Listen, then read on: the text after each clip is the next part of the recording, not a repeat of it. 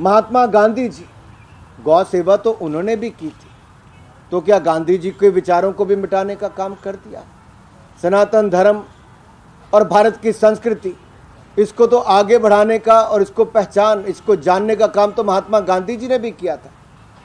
और दूसरी बड़ी बात, डॉक्टर भीमराव अंबेडकर जी, जिन्होंने हमें संविधान दिया, कांग्रेस ने उनका अपमान करने में कोई कसर नहीं छोड़ी थी। पार्टी से निकाला भी, चुनाव हराने के लिए पूरे हर तरह के षड्यंत्र भी रचे। क्या भारत का संविधान, ये जो अपमानजनक टिप्पणियां कांग्रेस पार्टी कर रही है, इनके सहयोगी दल कर रहे हैं, पीछे से खड़े कांग्रेस पार्टी के लोग अपने सहयोगी दलों को और अपने नेताओं को ऐसे ऐसे नोट बनाकर देते हैं जिसको लेकर भारत को बांटने का बीज कांग्रेस के सहयोगी दल बो रहे हैं। भारत के टुकड़े टुकड़े करने की सोच को कांग्रेस पार्टी और उनके नेता बल दे रहे हैं। अपनी हार से सीखने की बजाय हिंदू, हिंदी और सनातन धर्म का अपमान करने में कहीं पीछे नहीं हट रहे। ये अहंकार नहीं तो और क्या है, ये घमंड नहीं तो और क्या है। मैं इतना ही कहूँगा, ये विभाजन की साजिश और ये क्षेत्रवाद की राजनीति, एक के बाद दूसरा बयान जाति से लेकर क्षेत्रवाद का, ये कांग्रेस की सही सोच को दिखाता है कि बांटो और राज करो, भारत की संस्कृति और सनातन धर्म का अपमान करो, हिंदू और हिंदियों दोनों का अपमान करो, तिरस्कार करो। और मेरा सीधा सवाल सोनिया गांधी जी और राहुल गांधी जी से है कि क्या उनका आशीर्वाद ये कांग्रेस के नेता और इनके सहयोगी दलों को नहीं है, जो आज भारत को बांटने का बीज बो रहे हैं, जो सनातन धर्म और हिंदू धर्म का अपमान कर रहे हैं, जो हिंदू और हिंदी के खिलाफ लगातार इनके बयान और इनकी सोच चल रही है? क्या जातिवाद, क्षेत्रवाद को बढ़ावा देने का काम कांग्रेस पार्टी और इनके सहयोगी दल नहीं कर रहे हैं? क्या इसका बाहर निकलकर राहुल गांधी जी और सोनिया गांधी जी प्रेस कॉन्फ्रेंस करके देश के सामने अपनी बात को रखेंगे कि क्या मजबूरी है टुकड़े टुकड़े गैंग से लेकर अब भारत के टुकड़े टुकड़े देखने पर ये लोग उस तरह से आगे बढ़े हैं? मेरा सवाल बहुत गंभीर भी है और मैं चाहता हूं राहुल जी और सोनिया जी इस पर अपना जवाब दें और देश को बताएं कि ऐसी क्या मजबूरी है कि देश को बांटना जरूरी है, ऐसी क्या मजबूरी है कि सनातन धर्म का अपमान करना जरूरी है, ऐसी क्या मजबूरी है कि संविधान की धज्जियां उड़ानी जरूरी है, ऐसी क्या मजबूरी है कि ईवीएम पर ठीकरा फोड़ना जरूरी है, ऐसी क्या मजबूरी है राहुल गांधी जी कि दक्षिण में अगर कहीं पर मान लीजिए केरल को जीते हो तो क्या ये क्या कहते वहाँ पर, क्या शरिया कानून लागू है? अगर ऐसा कोई कहता तो उनका क्या बयान होता? ये सवाल बार बार सामने आते हैं और मैं यही कहूँगा, हम तो सबका साथ सबका विकास लेकर चले और सबको साथ लेकर चले हैं। दूसरी ओर कांग्रेस जातिवाद और क्षेत्रवाद इसी मुद्दे को लेकर चली है और इस पर उनको जवाब देना ही होगा। ये भारत की संस्कृति और भारत के सनातन धर्म और हिंदी और हिंदुओं के प्रति घृणा कांग्रेस की स्पष्ट होती दिख रही है। बाद में अलग से कर देता सर, जहाँ पर कांग्रेस की हार हुई है तीनों राज्यों में, वहाँ पर कांग्रेस ने फिर से वही आरोप लगाया जो आप कह रहे हैं, ईवीएम पर ठिकरा फोड़ा, और वो कह रहे हैं कि ये काम पहले बीजेपी ने भी किया।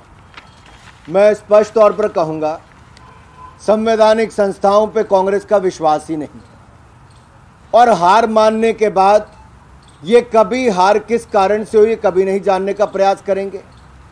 ये उसका ठीकरा सदा फोड़ेंगे ईवीएम पर, सनातन धर्म पर, हिंदुओं पर और जातिवाद और क्षेत्रवाद को उसके बाद बढ़ावा देने का कार्य करेंगे। सर, मतलब राहुल गांधी जब नतीजों के बाद अमेठी से तब उत्तर भारत को लेकर एक टिप्पणी की थी और तभी एक तरह से डिवाइड उत्तर और दक्षिण। देखिए, वायनाड का आपको राहुल गांधी जी का बयान निकालना चाहिए कि उन्होंने क्या कहा था। उत्तर भारतीयों पर टिप्पणी करना ये दिखाता है कांग्रेस के लोग एक बार नहीं अनेक बार, इसकी शुरुआत राहुल गांधी जी ने की, उसके बाद एक के बाद दूसरे कांग्रेस नेता ने कहा, फिर कांग्रेस के समर्थक डीएमके ने कहा, फिर कांग्रेस के अन्य समर्थक दलों ने कहा, इंडी गठबंधन के लोगों ने, जिनको घमंडिया गठबंधन कहा गया है, उनका घमंड सिर चढ़कर बोल रहा है। और मैं तो ये कहूँगा, ऐसी क्या मजबूरी है कि कांग्रेस का डीएमके के साथ रहना जरूरी है? अगर डीएमके ने एक बार नहीं बार बार ये बयान दिए हैं तो क्या मजबूरी है राहुल गांधी, सोनिया गांधी जी की और कांग्रेस की कि इनके साथ रहना जरूरी है? देश को स्पष्ट करें। आखिरकार ये सीधे तौर पर स्पष्ट होता है कि ये इन दोनों ने मिस्टर राहुल जी और सोनिया जी ने सीधे तौर पर आशीर्वाद दिया है अपने गठबंधन के नेताओं को, देश को तोड़ने का जो बीज बोना है उसके लिए। गठबंधन की बात करें, काफी अटेम्प्ट देखने को मिले जब एक साथ साथ में आए, कई मीटिंग हुई, प्रेस कॉन्फ्रेंस हुई। अब इलेक्शन के रिजल्ट के बाद से अटैकिंग मोड में है, एक दूसरे को अटैक कर रहे हैं। आज बैठक होने वाली थी जो कि कैंसिल हो गई है। कई बड़े नेता जैसे नीतीश हैं, उन्होंने भी आने को मना। देखिए, घमंडिया गठबंधन के बारे में हमने पहले ही कहा था, ना नेता है ना नीति है और नीयत में भी खोट है। ये तो सब अलग अलग विचारधाराओं के लोग हैं, कोई एक दूसरे की सुनने के लिए राजी नहीं होता। और इस चुनाव ने दिखा दिया है कि ये कुछ भ्रष्टाचारी लोग एक प्लेटफॉर्म पर इकट्ठे हुए हैं, अपने आप को इकट्ठा दिखाने के लिए। ना इनकी सोच एक साथ है, ये तो केवल जो जांच एजेंसियां हैं उनसे बचने के लिए एक मंच पर आए हैं, और ये भारत में क्षेत्रवाद और जातिवाद का बीज बोने के लिए आए हैं, भारत के टुकड़े टुकड़े की सोच को आगे बढ़ाने के लिए आए हैं। और श्रीमान राहुल गांधी जी और सोनिया गांधी जी ने अपना नेतृत्व देने का काम इस सोच को किया है, चाहे वो जेएनयू में जाकर हो या इंडी गठबंधन के इस सोच को जो देश को टुकड़े टुकड़े करने की रखती है, अपमानित करने की रखती है, सनातन धर्म को नीचा दिखाने की करती है और गौ माता का अपमान करने की करती है। गोठान घोटाले से लेकर यहाँ के अपमान तक, गौ सेवा या गौमूत्र तक, ये साफ तौर पर दिखाता है कांग्रेस की सोच को। प्रणब मुखर्जी की बेटी है शर्मिष्ठा मुखर्जी, उन्होंने किताब लिखी है जिसमें उन्होंने जिक्र किया है कि प्रणब मुखर्जी की क्या राय थी राहुल गांधी के बारे में। उन्होंने उसमें लिखा है कि वो राहुल गांधी को इमेच्योर पॉलिटिशियन, और साथ ही साथ उन्होंने ये भी लिखा है कि 2014 में जो कांग्रेस की हार हुई है राहुल गांधी की वजह से, और जिस तरह से ऑर्डिनेंस उन्होंने जो फाड़ा था उससे जो है वो कांग्रेस पार्टी की और सरकार की बहुत फजीयत हुई थी उस समय। देखिए, मैंने ना वो टिप्पणी सुनी है ना मैंने किताब पढ़ी है, इसलिए उस पर कुछ भी कहना मेरे लिए उचित नहीं होगा। लेकिन देश तो जान गया है,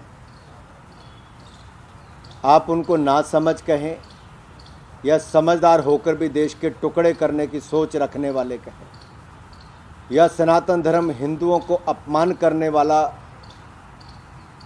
एक ऐसा नेता,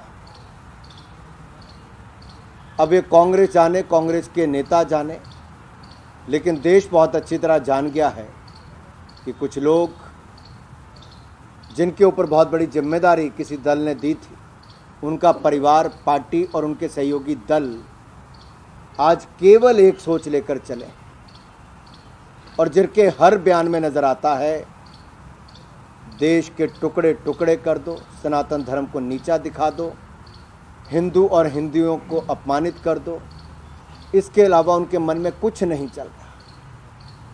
ये हार के बाद थोड़ा और छटपटाना, घबराना और बौखलाना ये कांग्रेस का स्पष्ट तौर पे दिखता है। बहुत बहुत धन्यवाद।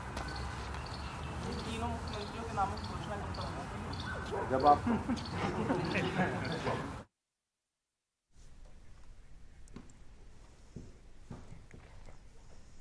तो आप केंद्रीय मंत्री अनुराग ठाकुर को सुन रहे थे, जो इंडिया गठबंधन पर हमलावर थे, और उन्होंने कहा यहाँ पर कि कांग्रेस जो है वो क्षेत्रवाद और जातिवाद की राजनीति कर रही है, और अब हार के बाद इन्होंने उत्तर और दक्षिण शुरू कर दिया है।